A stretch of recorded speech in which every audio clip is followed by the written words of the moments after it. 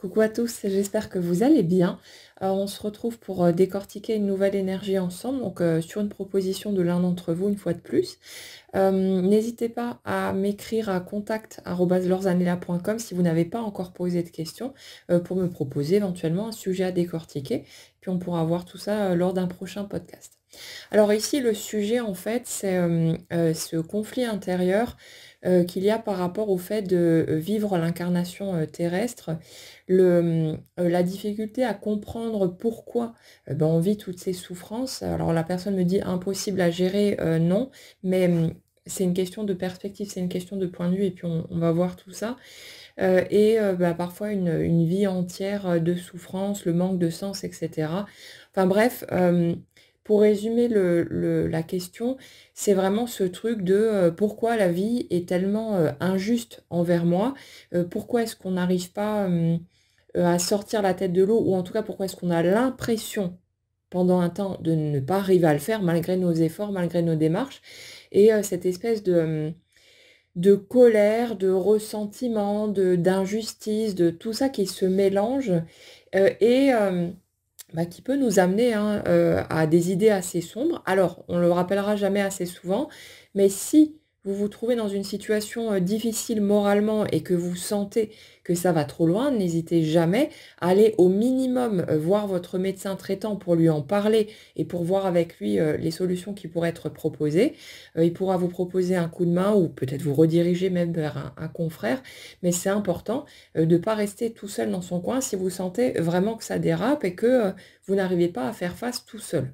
Il n'y a pas de honte à avoir à aller demander de l'aide, donc n'hésitez pas, à aller voir au minimum, votre médecin traitant ou un thérapeute qui pourra vous proposer un suivi, ce que je ne fais pas de mon côté, mais quelqu'un qui pourra vous écouter, avec qui vous pourrez, vider votre sac et avoir du support. Après, il y a des lignes, téléphoniques gratuites, hein, qui permettent aussi, d'avoir une écoute et un soutien, donc voilà, il y a plein de solutions qui sont là, à défaut peut-être d'avoir quelqu'un dans votre entourage qui peut, vous entendre, mais notre entourage n'est pas toujours le mieux placé non plus pour vraiment pouvoir nous aider.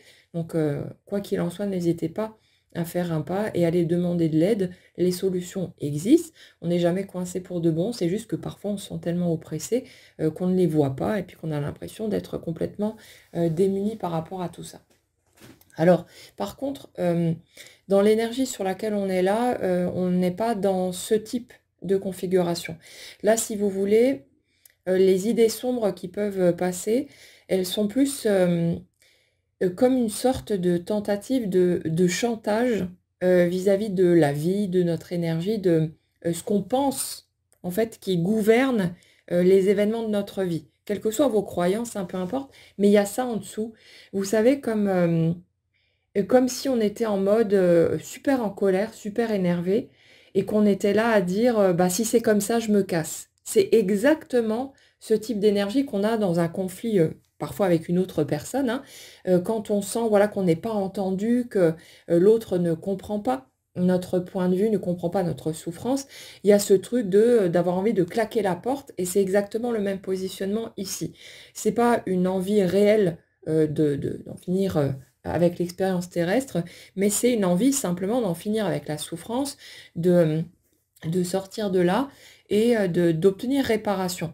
Et ce qui est, alors, rigolo entre guillemets, mais c'est qu'on rejoint une autre énergie qu'on a décortiquée l'autre jour. Donc ce sont deux personnes différentes, hein, qui ont posé leurs questions, mais alors je ne sais plus exactement le thème qu'on avait abordé à ce moment-là, mais c'était aussi ce truc de vous savez, l'enfant qui s'assoit par terre, qui est fâché, qui croise les bras, qui fronce les sourcils et qui va bouder dans son coin jusqu'à ce qu'on vienne le chercher.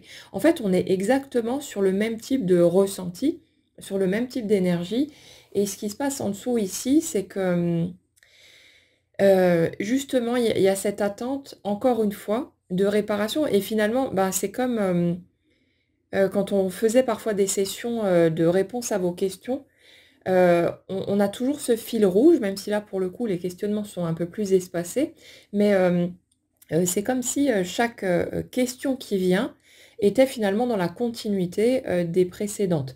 Donc, prenez comme toujours, hein, ce qui vous parle, ce qui résonne pour vous, mais ce qui se passe dans cette énergie, c'est ça, c'est ce, ce côté, je me braque, contre la vie, je me braque contre l'injustice, contre les difficultés que je vis et que je n'arrive pas à surmonter, il y a,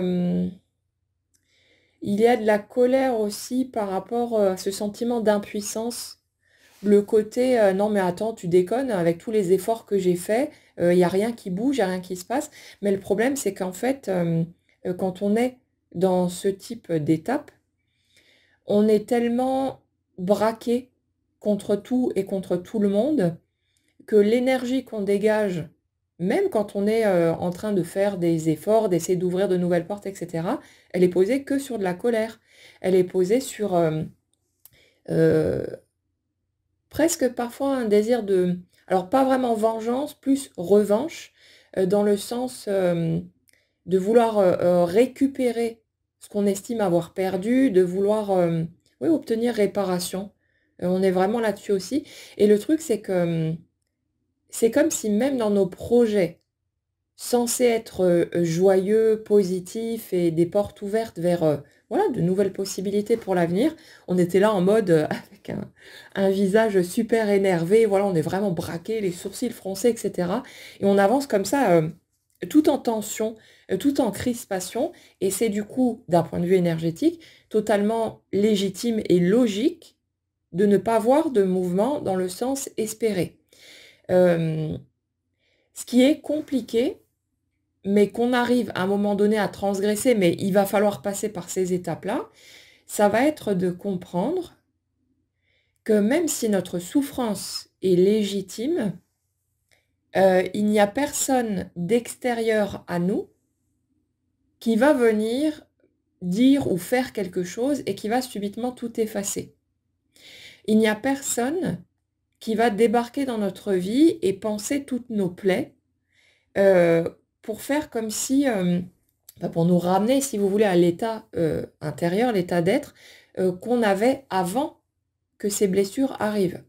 La seule personne, même si on peut demander de l'aide, hein, évidemment, mais, au final, ce qui va se passer, c'est que c'est nous qui avons besoin d'aller rencontrer nos souffrances, d'aller regarder en face nos schémas, d'aller revisiter aussi le regard qu'on avait sur certaines situations.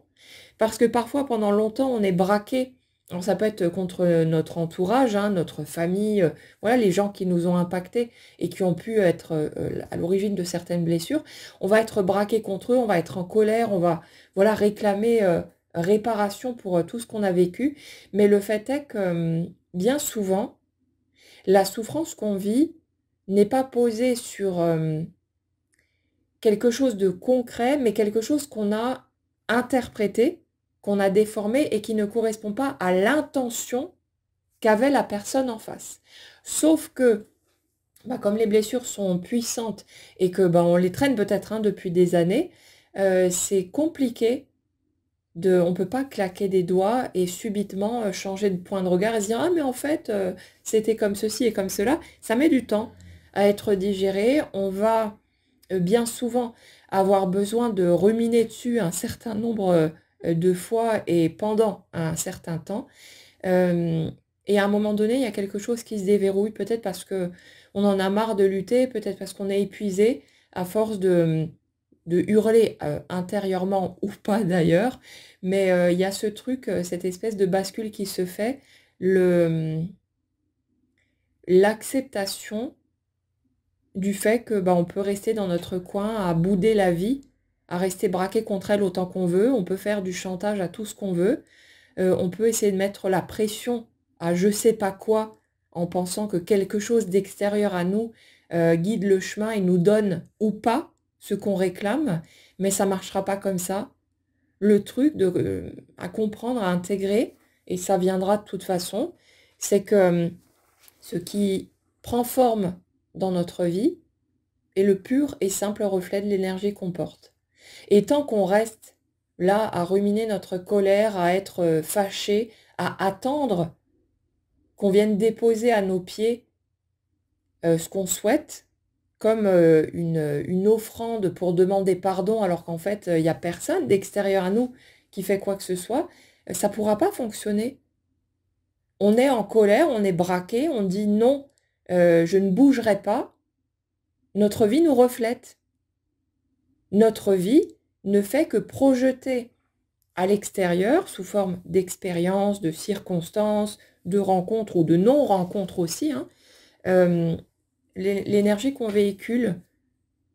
Et ça veut dire que tant qu'on est dans cette énergie furax, la vie, bah, elle va être figée comme nous, elle va rester par terre, elle va refléter en fait ce côté je reste cloué au sol et je ne bougerai pas jusqu'à ce qu'on vienne me réparer. Mais la seule personne qui peut nous réparer, c'est nous. Et pour passer ces paliers-là, ben, on va avoir besoin, nous, de chialer ce qu'on a à chialer, de reconnaître à quel point on a été blessé, de voir qu'en dessous de la colère qu'on ressent, il y a des larmes, et on va avoir besoin d'aller les rencontrer petit à petit. Ça ne se fera pas forcément d'un coup, surtout que on est nombreux à être plutôt têtus et à être, voilà, on a notre fierté, il y a tout ce truc, voilà, cette espèce d'orgueil qui est là aussi, et qui fait qu'on a du mal à aller par là, on a du mal, même parfois en tant que femme, hein, c'est pas un schéma qui est typique des hommes d'ailleurs, mais ce côté, si je m'effondre et que je vais toucher ma blessure, j'ai l'impression que je vais juste être catégorisée comme une personne faible. Mais en fait, non. On a besoin de faire tomber un peu cette posture à la con. Ce truc de moi, je suis un ou une adulte, je suis fort, je suis solide, je suis debout et je ne laisserai pas les autres ou la vie ou je sais pas quoi m'abattre. Mais en fait, ce qu'on comprend pas, c'est qu'on a souvent besoin de s'effondrer sur le sol, de chialer tout ce qu'on peut chialer. Et ça soulage, ça fait du bien, ça permet de relâcher ces tensions, cette crispation, et on va avoir besoin de passer par là. Dans la demande qui m'a été faite, donc après ça va être peut-être spécifique à ça et aux autres personnes qui seront exactement dans le même type d'énergie, mais dans la formulation des choses, à 2 reprises, on parle d'une vie entière de souffrance, de galère, de machin et tout. Alors là, déjà, il y a un mensonge là-dedans, il y a une exagération. On peut éventuellement parler d'une vie entière quand on a 80 balais, mais là, en fait, si vous voulez, c'est pas... au-delà des mots, c'est l'énergie qui est en dessous.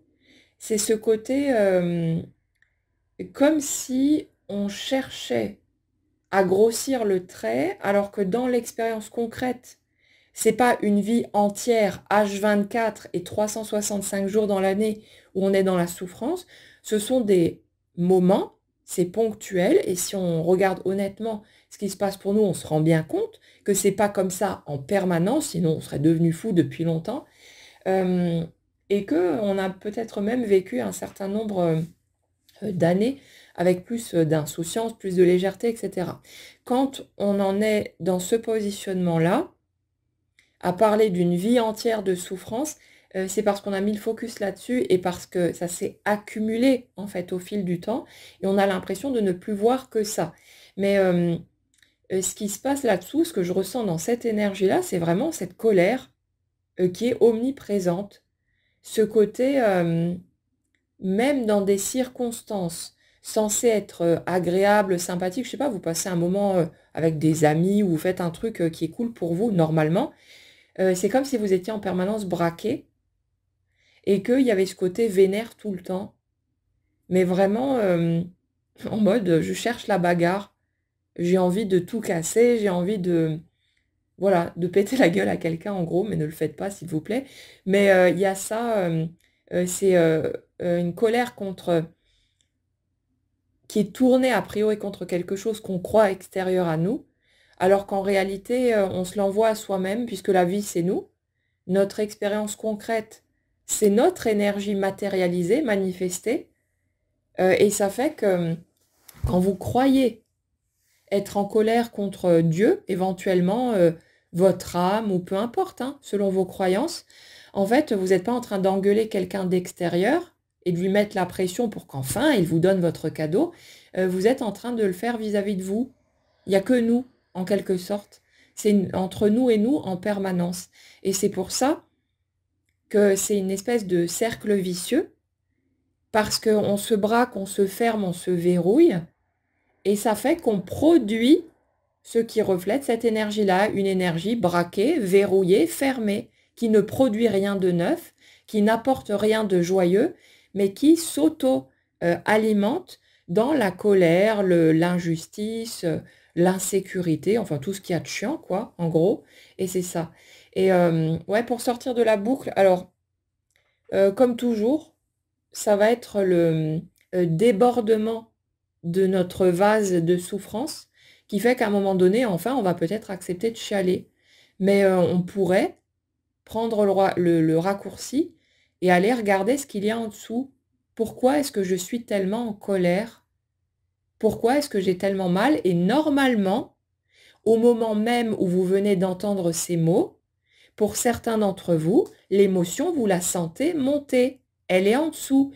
Au moment même où on se pose cette question, pourquoi est-ce que je suis tellement en colère, vous démontez le truc parce que vous plongez dedans. Cette simple question aura fait chialer certaines personnes parmi vous. Et c'est ça qu'on a besoin d'aller chercher. Et le truc, c'est que vous n'avez pas besoin d'attendre que quelqu'un d'extérieur à vous prononce cette phrase. Vous pouvez aussi le faire vous-même ou réécouter les 10 secondes de cette vidéo. Mais c'est ça, hein. Le truc qu'on a besoin d'aller chercher, c'est la souffrance qu'il y a en dessous. Et dès lors qu'on accepte de rentrer en contact avec ça, on va pouvoir commencer à déverser, pour pouvoir commencer à regarder l'enfant blessé, à quel point on a pu se sentir tout seul, à quel point on a pu se sentir incompris, laissé pour compte, etc. Et ce qui est important dans cette démarche, c'est là justement de ne pas chercher à comprendre le point de vue des personnes en face qui ont pu éventuellement nous blesser. Pour l'instant, vous laissez ça de côté et vous vous autorisez en premier lieu à considérer uniquement votre souffrance, votre ressenti et votre légitimité à avoir ressenti tout ce que vous avez ressenti. C'est important de le faire dans cet ordre-là. Une fois qu'on a rencontré notre blessure et que c'est suffisamment guéri, là, on va automatiquement avoir des compréhensions qui vont venir d'une manière ou d'une autre par rapport à la personne d'en face. Les circonstances vont s'organiser pour qu'on puisse changer d'angle de vue, qu'on se rende compte que peut-être ce qu'on a cru être, je ne sais pas, de l'acharnement ou de la malveillance ou peu importe, en fait que c'est quelque chose de complètement différent et on va comprendre, on va être en mesure de comprendre l'autre en face et la colère, le ressentiment, tout ce qui se passait de ce côté-là, ça va s'effondrer tout naturellement, sans forcing, sans tentative de vouloir pardonner à tout prix, ça c'est de la pure connerie. Respectez vos sentiments, respectez où vous en êtes pour le moment. Et si pour l'instant vous êtes encore en colère contre vos parents, contre vos professeurs ou je ne sais pas qui a pu vous blesser, ben, autorisez-vous à être dans cette colère, autorisez-vous à ressentir, mais allez regarder ce qu'il y a en dessous. Pourquoi je me sens aussi mal? Pourquoi est-ce que je me sens furax comme ça? Et voyez qu'en fait, il y avait un besoin en dessous qui n'a pas été nourri, le besoin peut-être d'avoir de l'attention, d'avoir un câlin, de ceci, de cela, et aller rencontrer vos blessures de cette manière-là. C'est comme ça qu'on déverrouille petit à petit ce côté braqué contre la vie, et donc qu'on permet à l'énergie de se remettre en mouvement, parce qu'au lieu de rester cloué sur le sol comme si on avait le cul en fait collé au plancher, à dire non, moi je bougerai pas, j'attendrai que les autres viennent me réparer, j'attendrai que la vie me rembourse le temps, l'énergie, machin, que j'ai insufflé là-dedans, tout ce gâchis, machin et tout. Moi j'attends qu'on me donne, machin. Non, en fait, quand on va aller rencontrer notre émotionnel, on va se remettre debout, comprendre que personne ne viendra nous chercher, personne ne va venir nous dire «Oh allez, viens, arrête de rester, braqué dans ton coin». Non, personne ne fera ça en fait. C'est nous. C'est à nous de bouger si on veut ou de continuer à faire ça et de continuer à souffrir tout seul dans son coin. Mais non. C'est à nous de faire le chemin, c'est à nous de choisir, on est créateur. Personne ne va créer à notre place. Personne n'attend de nous qu'on avance d'une certaine manière ou que on fasse certains choix plutôt que d'autres. On est totalement libre. Donc si on veut une vie plus belle, c'est pas en restant posé dans son coin à être furax contre tout et contre tout le monde qu'on va voir cette vie bouger. On a besoin d'aller regarder ce qu'il y a en dessous. Si besoin de se faire aider, il y a suffisamment de professionnels, de techniques, de tout ce que vous voulez, si vous n'y arrivez pas seul. Mais on a besoin, nous, de faire ce choix, de se remettre en mouvement. Votre vie ne deviendra pas miraculeusement quelque chose de merveilleux si vous restez cloué au sol à être voilà, là, avec vos bras croisés, votre colère, etc. Donc, personne n'a dit que ce serait facile. C'est pas quelque chose qui est évident et qui se fait comme ça subitement. On va se remettre à sauter joyeusement comme une petite licorne, mais on y arrive, on finit par y arriver. Mais c'est quelque part quand on en a suffisamment marre de la souffrance, quand peut-être on est resté braqué au sol suffisamment longtemps pour se rendre compte que ben, il n'y a personne qui vient, il n'y a rien qui se passe, il n'y a pas un miracle qui tombe tout seul. Et là, on commence à regarder, ok, qu'est-ce qui se passe? Ma vie est le reflet de ce que je suis. Alors pourquoi ma vie ne bouge pas? Ben parce que moi, je ne bouge pas. Parce que moi, j'entreprends plus rien, parce que j'ouvre plus de portes, parce que j'ai le cœur qui est verrouillé à double tour, parce que je laisse plus personne m'approcher, parce que je ferme toutes les portes, je les claque avant même qu'elles soient ouvertes, et il y a tout ce truc-là.